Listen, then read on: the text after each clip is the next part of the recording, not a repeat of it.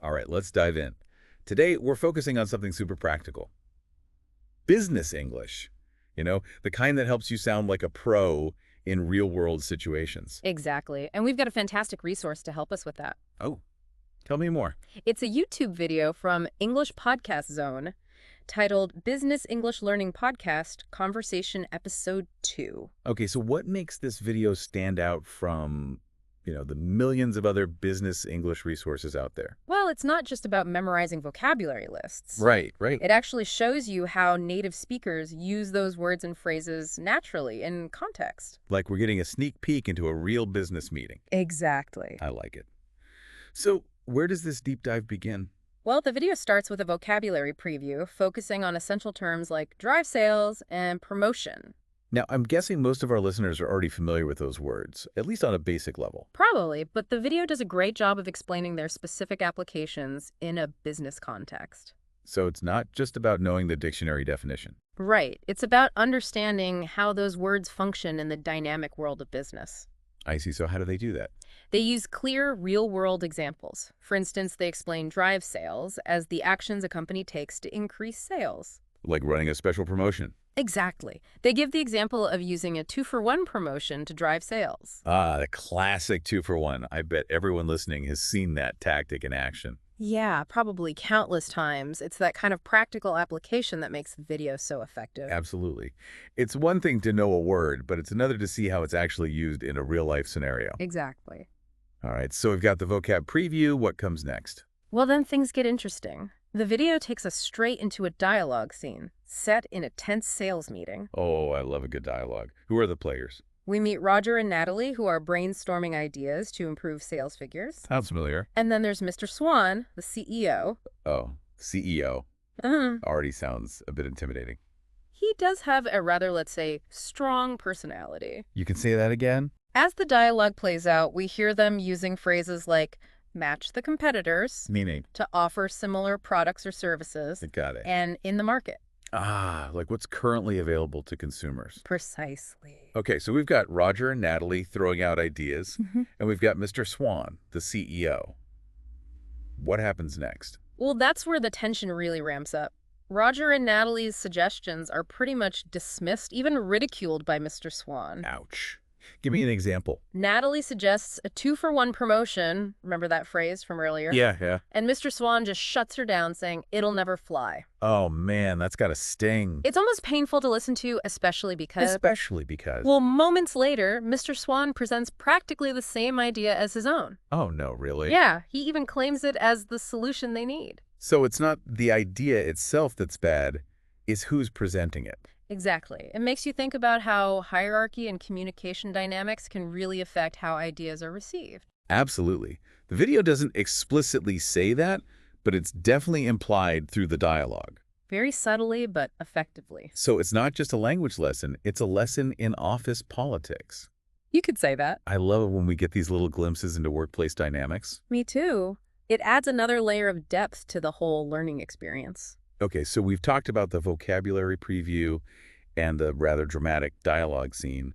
What else does this video have in store for us? Well, after the dialogue, they break down each key phrase we heard, giving us multiple examples of how they're used in different situations. Ah, that's where the real learning kicks in. Right. You're not just memorizing words, you're seeing them in action. And that's what helps you actually remember them and use them correctly. Exactly. They even show how a simple word like consider can be a more sophisticated way to say think about in a professional setting. Oh, that's a good one. I'm always looking for ways to level up my vocabulary. Yeah, it's those subtle shifts in language that can make a big difference in how you come across. And add another good example, right?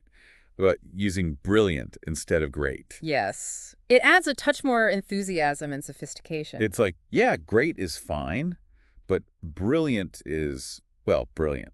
And the video goes beyond just giving synonyms. They explain the subtle differences in meaning and tone, so you can choose the word that best fits the situation. Nuance. I love it. It's all about nuance. All right, so we've got vocabulary, we've got dialogue, we've got nuance. What else is there? Well, there's a section called Fluency Builder, which I think is particularly helpful for anyone who wants to sound more natural and confident when speaking English. Oh, tell me more.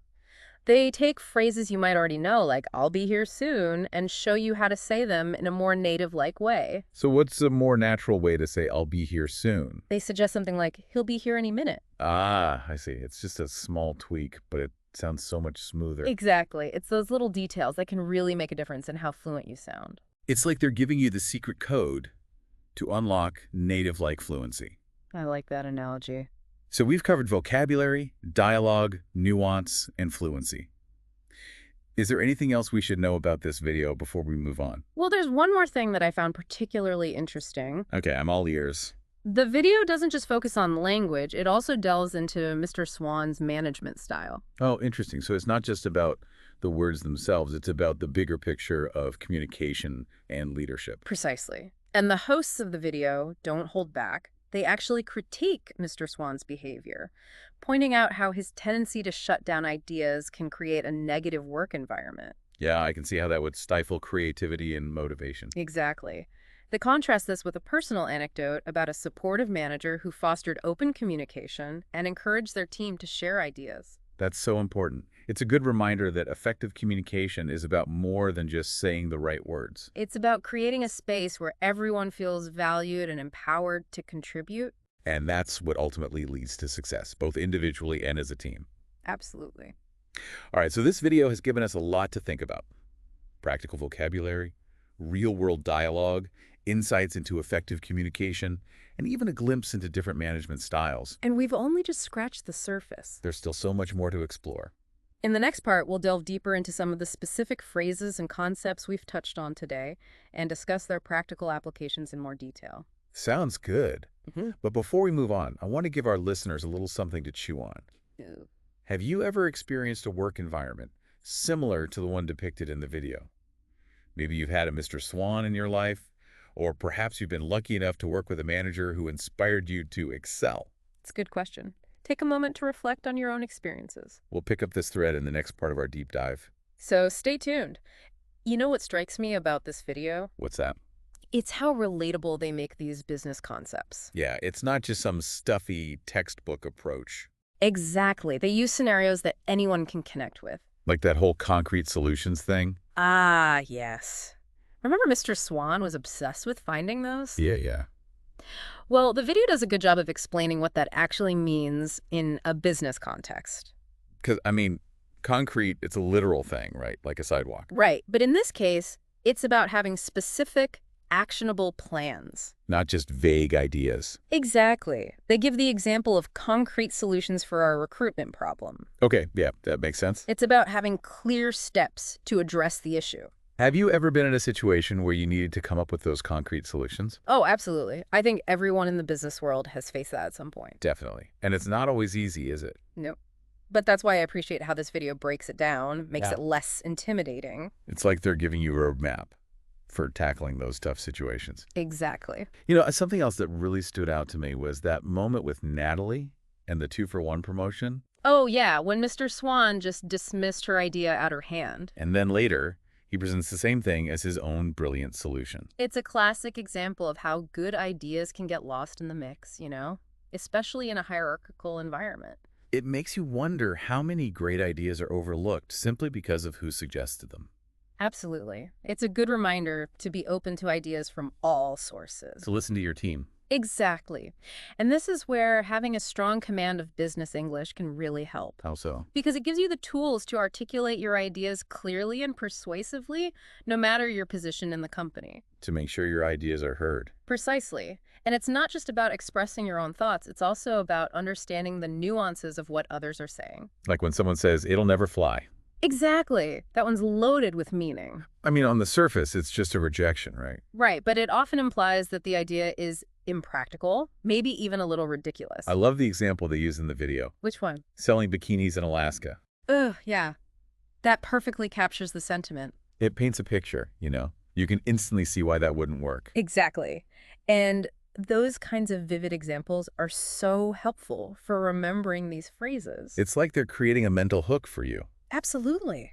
Oh, and speaking of those mental hooks, remember that fluency builder tip about he'll be here any minute? Oh, yeah. Instead of just saying soon, It's a subtle change, but it sounds so much more natural. And more confident. Exactly. Yeah. Like you're in the know, you've got everything under control. And the video explains that this type of phrasing is common in business English. Why is that?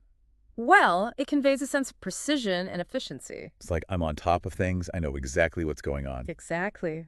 All right, so we've talked about concrete solutions, dealing with rejection, and even some subtle fluency tips. Hmm. What about that rapid-fire audio review section? Oh, that was brilliant. They managed to make a vocabulary drill actually fun. I know, right? It's usually the most boring part of language learning. But they kept it engaging by giving you the meaning first, and then you had to figure out the word. Like a little puzzle. Exactly. It forces you to think actively rather than passively absorbing information. And they covered so many essential business terms. Like drive sales, which we talked about earlier, but they connect it to related concepts like sales activities and sales strategy. Showing how it all fits together. Yeah, like a big web of interconnected ideas. And they do a really good job of explaining the sales cycle, which can be a bit of a head-scratcher for some people. They break it down into simple steps, using examples everyone can relate to. Like buying something online, right? Exactly. Everyone's done that. So it's not some abstract concept, it's something you experience all the time. Exactly. And they also talk about the psychological aspect of the sales cycle. The customer's journey. Yeah, how they go from awareness to consideration to purchase. Understanding that journey is crucial for anyone in business. Absolutely. And then there's customer loyalty, another term they dive into. Which can be a real challenge for businesses to achieve. But they make it relatable by using everyday examples. Like going to the same coffee shop every morning. Or always taking your car to the same mechanic. Exactly. Those little habits we all have. And then there's the term outsell. That's a powerful one, especially in a competitive market. It implies dominance, doesn't it? Yes, it suggests that you're not just keeping up, you're actually surpassing your competitors. It's inspiring, in a way.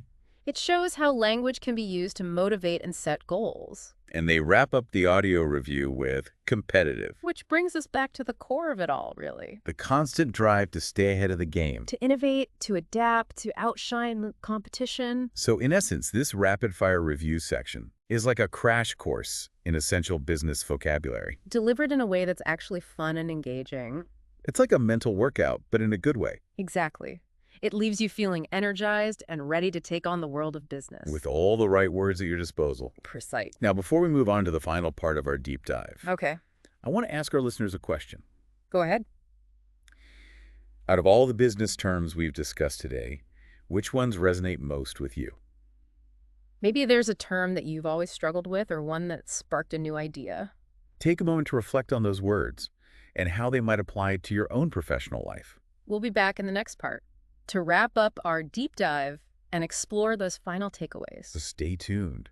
Wow, it's incredible how much we've unpacked for just one YouTube video. It's true. It's like we've gone on this amazing journey through the world of business English. And not just the language itself, but also the dynamics of communication and leadership. That's what I love about these deep dives. We're not just scratching the surface. We're really getting into the nitty-gritty. And this video, in particular, did a brilliant job of bridging that gap between theory and practice. Absolutely. They didn't just throw a bunch of vocabulary words at us.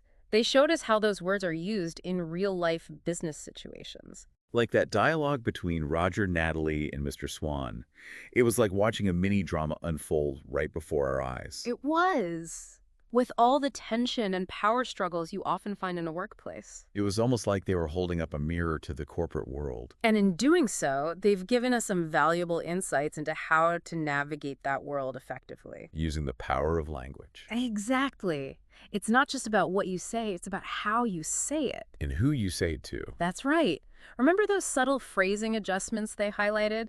Like using consider instead of think about, or brilliant instead of great. Those small tweaks can make a huge difference in how you're perceived. And how your message is received. It's like they were giving us a masterclass in the art of persuasion. Absolutely. And they also emphasize the importance of fluency. Which is something you can't just learn from a textbook. Exactly. You need to immerse yourself in the language, listen to how native speakers use it, and practice, practice, practice. It's like learning any new skill. It takes time and effort. But the rewards are well worth it. Because when you can communicate effectively in English, it opens up a whole world of possibilities. Both personally and professionally. Speaking of professionally, I think we need to circle back to Mr. Swan for a moment. Yeah, his management style definitely left a lasting impression. While we wouldn't recommend emulating his behavior, he did provide a valuable lesson in what not to do as a leader. It's a reminder that creating a positive and supportive work environment is crucial for success. A place where people feel safe to share their ideas without fear of being ridiculed or dismissed. Remember that anecdote they shared about their own experience with a supportive manager? It was such a powerful contrast to Mr. Swan's approach. It showed how even small gestures of encouragement and recognition can make a huge difference. It's about creating a culture of collaboration where everyone feels valued and empowered to contribute. And that's where the magic happens. So as we wrap up this deep dive into the world of business English, we want to leave you with a few final thoughts. Okay, I'm ready. Think back to all those essential business terms we explored.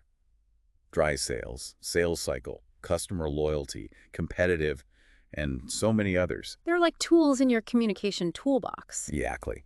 And just like any tool, you need to know how to use them effectively. So our challenge to you is to take what you've learned from this deep dive and put it into practice in your own unique way. Don't be afraid to experiment, to try out new phrases, to make mistakes. Because that's how you learn and grow. And remember, the journey of mastering business English is an ongoing one. There's always something new to discover, always room for improvement. But with each step you take, you're becoming a more confident and effective communicator. And that's something worth celebrating. So keep learning, keep practicing, and keep striving for excellence. And we'll be here with you every step of the way, guiding you through the fascinating world of language and communication. Thanks for joining us on this deep dive. We'll see you next time.